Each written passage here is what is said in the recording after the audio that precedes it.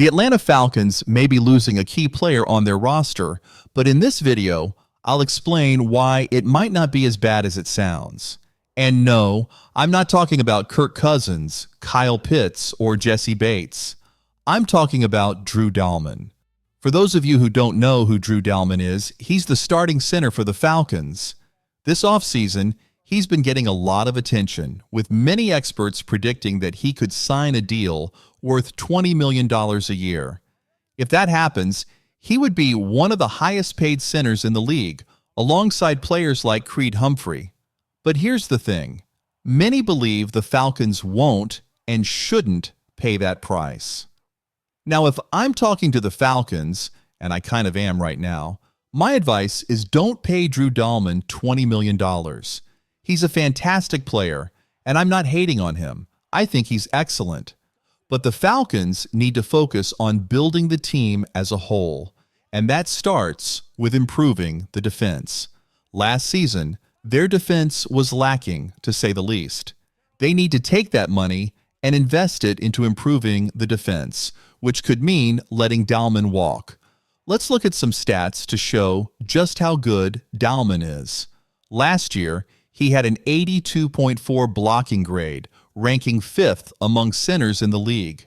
The year before, he had a 90.9 rating, which placed him 2nd. But here's the catch. Dalman is undersized. While his athleticism worked well in the Falcons' outside zone scheme, his smaller frame might not be the perfect fit for every system.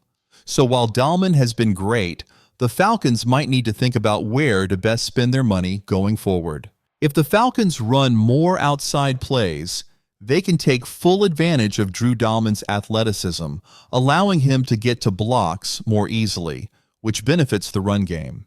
However, with Michael Penix Jr. now at quarterback, it's likely we'll see more of a pass-first offense.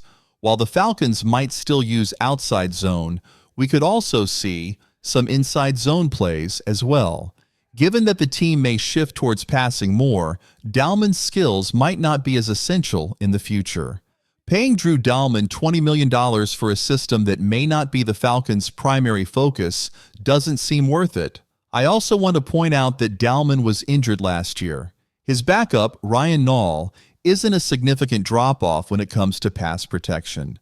While Nall isn't as strong as Dalman in the run game, he's just as capable in pass protection. With Michael Penix Jr. leading the offense, the Falcons are likely to become a pass-heavy team.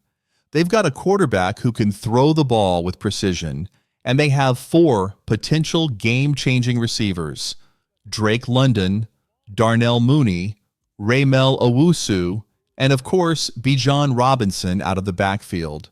With these weapons, Penix will be looking to throw more, and Dalman's role in the outside zone run game might not be as crucial.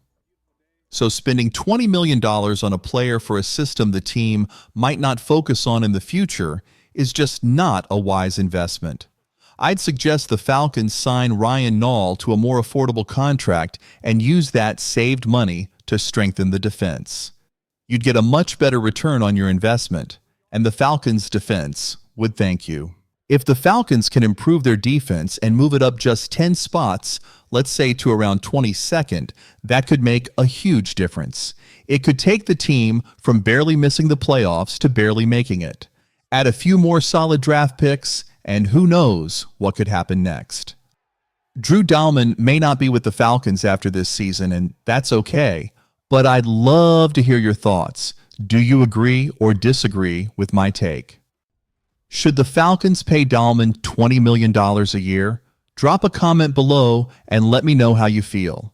And if you want to see more videos like this, check out the one linked right here. As always, peace.